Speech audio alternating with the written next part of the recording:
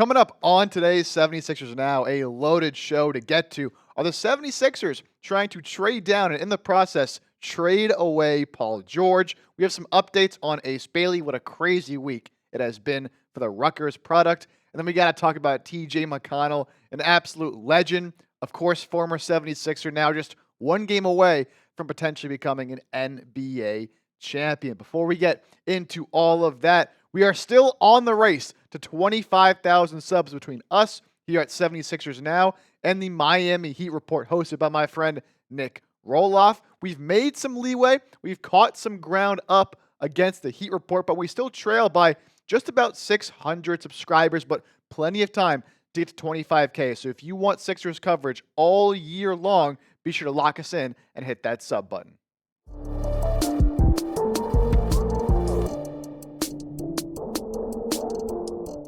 All right, so let's begin here with some of the latest 76ers trade rumors and intel on a possible PG trade. The Sixers, according to reports, are interested in trading down if they can get off of Paul George's contract. Now, this came from Andy Larsen of Locked On Jazz, who does have some close ties with the Jazz organization, and said this: I do think it's true that the 76ers are interested in trading down to number 5 potentially if they can get off the Paul George deal. I don't think necessarily may not make sense for the Jazz given how long that contract is and how iffy Paul George was this year. I don't think the Jazz are going to take that offer, but I do think that's an offer that has been presented. And this caught some traction on social media, prompting Larsen to take to Twitter to kind of clarify his statements and what he said regarding a potential Paul George trade. And he said a trade has been discussed. He did confirm that, but he said that it is not,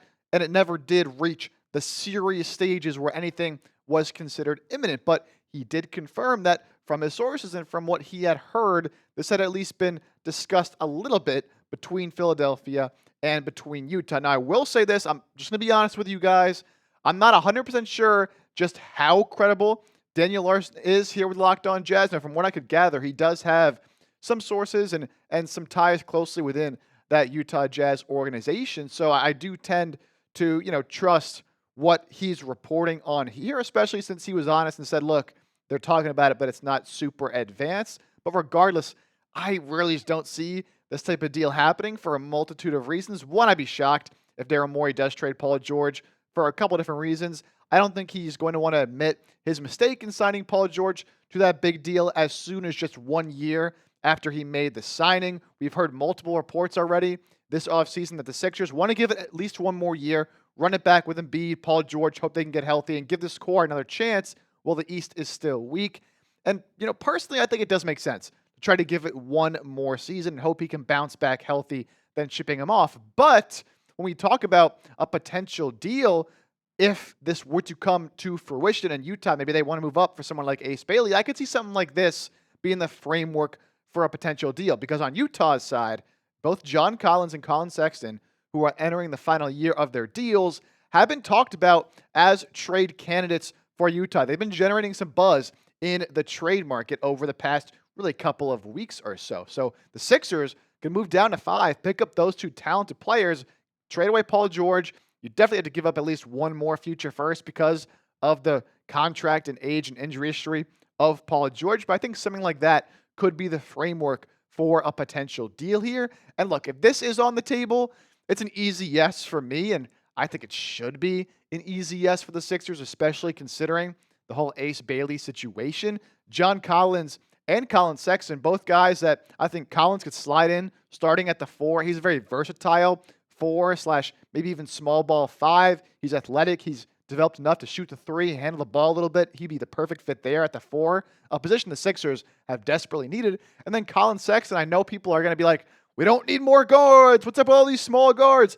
But Colin Sexton coming off the bench gives you a scoring punch that you don't really have at this moment. We'll see what Jared McCain can bring, but Colin Sexton a little more, explosive and getting to the rim, just plays differently than Jared McCain. And then you trade down to 5, you still get a great player there. But I don't think really that type of deal would be in fruition for Philadelphia if Utah, again, are they really willing to take on that Paul George contract. Regardless, though, the Sixers will have plenty of options come draft night. That much is clear. That much we do know, whether they trade down, whether they maybe even try to trade up to number 2 for Dylan Harper, who are they going to take at 3? There's so many different ways they can go, and I'm very excited. I can't wait for the draft because we could see some absolute fireworks go down for Philadelphia. What say you, though? Would you trade down just to get off of Paul George's contract? Of course, making just an absurd amount of money, $50+ million over the next few seasons. Give me a Y for yes, or give me an N for no. Now let's get to the latest on Ace Bailey because, as I mentioned off the top, it has been a wild week for him, his representation, and he's starting to see his draft stock fall a little bit to the point where people are wondering if he could fall to 5, 6, 7, maybe even 8 after he was pretty much a consensus top 3 pick almost the entire college basketball season. Now, in case you've missed it, let me catch you up. We did drop a video yesterday on Thursday regarding everything that's been going on with Ace Bailey and the 76ers, but quick rundown here. Ace Bailey was supposed to fly in today, actually, to meet with the Sixers, have some meals, talk with the team, and then work out on Friday with them. But late Wednesday night, he canceled that workout. Reports say he canceled because he did not receive a draft promise from the 76ers. That is what's being reported, that his representation wanted a promise from Philly. They would take him. They did not give him that promise, so he canceled the meeting. He has not met with any NBA team up to this point in this pre-draft process outside of combine interviews. His team saying that they want him to go somewhere where he can be the guy, get a bunch of minutes, bunch of shots right away. It's just been a strange process for Ace Bailey. And now we're getting some more intel from the Philadelphia Inquirer's Keith Pompey, who had this to say regarding Ace Bailey. Multiple league sources said Bailey's agent, Omar Cooper, we'll talk about Omar Cooper here in a second, wanted the Sixers to commit to him before a scheduled Friday workout. One league executive believes that Bailey, once a consensus top 3 pick, probably will drop in the draft because of his agency's tactics. Bailey remains the only American-based draft prospect to not visit any teams for a workout. Another league executive believes that the agency wants Bailey to remain on the East Coast and play somewhere between Atlanta and New York. I mean, what is going on? First of all, does Ace Bailey's camp not know where Philadelphia is located? Right? They're canceling these visits and this meeting with the 76ers. Pretty sure that Philadelphia fits that description of where they want Ace Bailey to play. But look, not only are they trying to say they want him to be somewhere specific where he can get a lot of shots and get a good opportunity to develop quickly in the beginning of his career, now they want him somewhere specifically in a geographical location, staying maybe close to Rutgers. Like, what is happening here? It doesn't make a lot of sense. There's also been reports that Ace's agent is asking to be paid for Ace to do interviews in this pre-draft process, and apparently even going into next season in his first year, he's asking like he has to be paid to do any appearances and all this. It's just wild what has been going on, and I really think this is mostly falls on his representation. I know it's going to come off poorly on Ace Bailey, and it's going to reflect poorly on maybe his character, even though by all accounts, like as a person, Ace Bailey, we've heard, is a good kid, right? But man, this representation, in my opinion, is really kind of screwing him over. And we mentioned earlier his agent, Omar Cooper. If you don't know, Omar Cooper is Sharif Cooper's father. If you don't know who Sharif Cooper is, he was projected to be a first-round pick back a couple of years ago in the NBA draft, potential lottery pick even, ended up falling all the way to, I think, number 48 in the second round. So his dad represents Ace Bailey. Again, the dad of an NBA player who is now out of the league a couple of years after he's supposed to be a potential lottery pick. So now he's running things for Ace Bailey. And to me, this is really a bad look on the representation. I can't put this all on Ace Bailey because when this type of stuff happens, it's not Ace saying all these things. It's the representation. I think he's getting bad advice, and hopefully that doesn't completely ruin and tank his draft stock, because when you fall from like 3 to 7, 8, you're missing out on millions of dollars. Now, Philly hasn't ruled him out yet by all accounts, at least not publicly. They would not let that be known if they have. So it's still in the cards for the Sixers to take him at number 3. And despite all this, I think I would still take him at number 3 because of his high his high ceiling, despite his low floor. But look, with all this going on, teams just might kind of be turned away by all this. And I was talking to Chase Sr. Those who've been watching the show for a while know he used to really mainly host this show back in the day. And we were just talking like the Sixers can never catch a break, right? And even in this instance, even when the Sixers finally catch a win, in a sense, and their pick moves up from projected number 5, number 6 to top 3 and what's supposed to be this loaded draft class, everyone's all excited. They're going to be able to take the next great prospect and help this team out with another stud young player. Of course, the guy they're supposed to take in Ace Bailey going off the rails and all this is going on. There's always something with the Sixers that can never just be simple and easy. There's always got to be some twists and some turns. We've just kind of grown used to it here in Philadelphia. Chime in for me. What's your one-word reaction to this Ace Bailey situation? For me, I'm stupefied. That might be my one word. It's just amazing to me that this representation is really giving him this bad of advice and that we've seen this in the pre-draft process. Now, speaking of the draft, as I mentioned, it's going to be crazy. It's going to be wild. The draft really starts at number 3 with the 76ers, and we will be live for both days of the 2025 NBA draft next Wednesday, June 25th, Thursday, June 26th. So be sure to subscribe, turn on your notifications so you know when we go live. It is completely free coverage of the NBA draft. We'll, of course, break down and analyze everything the Sixers do, whether they make a pick or make a trade, but we'll also analyze every other pick made in the NBA draft. So join us. I promise you it'll be a good time, and it'll be very informative, insightful, and entertaining.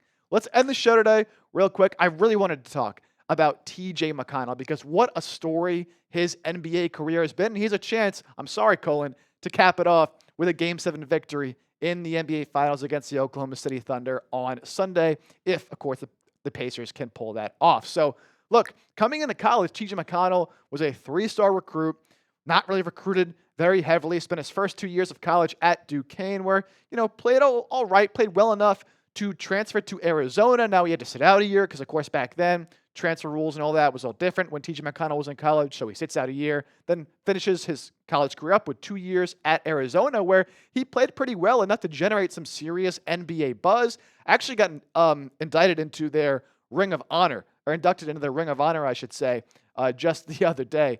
So what a year it's been for TJ McConnell between that and now the NBA Finals appearance, of course, but played well enough at Arizona, generated some NBA buzz, unfortunately did go undrafted and signed as a UDFA with the Philadelphia 76ers and was a little older coming out of college, spending 5 years there, was 23 years old in his rookie year. But despite, him being a shorter player, not the most athletic, didn't really have a jump shot, and playing on these awful Sixers teams when he first started his career, he became a fan favorite very, very quickly because he always played hard, always played 110% the same way he does now, and he played well enough where after the 2019 season, he signed a contract with the Indiana Pacers. And so he's been with Indiana since the 2019-2020 season, and now things are really coming full circle for him. He just signed a 4-year, $45 million extension, I believe, last offseason, maybe the offseason before that, but he got a bag, and it just goes to show you, man, you don't need to have all these crazy athletic tools or natural gifts to succeed in the NBA. If you just play your ass off, it's going to get noticed, and that's what he's doing in the finals right now. If you haven't been watching these finals, man, TJ McConnell has made a real difference for the Indiana Pacers, and just a couple stats kind of to show the impact he's had, but even this doesn't go to show everything he's done. You got to watch him play and watch his game because when he comes in, he changes the pace of the game entirely for a backup guard. TJ McConnell and Alex Caruso, shout out to Alex Caruso for this as well, tied for the most steals ever off the bench in an NBA Finals. TJ McConnell getting in those passing lanes, kind of Jose Alvarado-esque, where he'll just get these steals off these lazy inbound passes. It's very, very fun to watch. And then also for TJ McConnell, the first bench player in NBA history.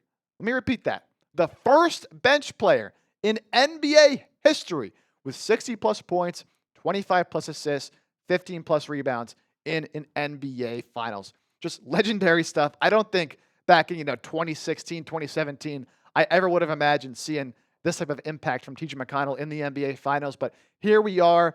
And, of course, I want to shout out Isaiah Joe as well, another former Sixer on the Oklahoma City Thunder that could win a title on Sunday. But the impact TJ has had, it's just remarkable to see. He's really making a name for himself and hoping for the best for him. And going to be a great game to watch in Game 7 between the Pacers and the Thunder. Again, if you haven't been watching this series, man, you have been missing out. Probably the best finals of the 2020s. I would have to say. So show him some love to my boy TJ McConnell. Spam TJ down in the comments section for an absolute process Sixers legend, possibly getting a championship here in Game 7. That'll do it for today's show. One last quick reminder to hit that sub button. Sixers content and coverage. You get news, rumors, analysis, and more all throughout the year. And again, with the NBA draft next week, you want to be subscribed and have those notifications on. So if anything happens, you will be the first to know.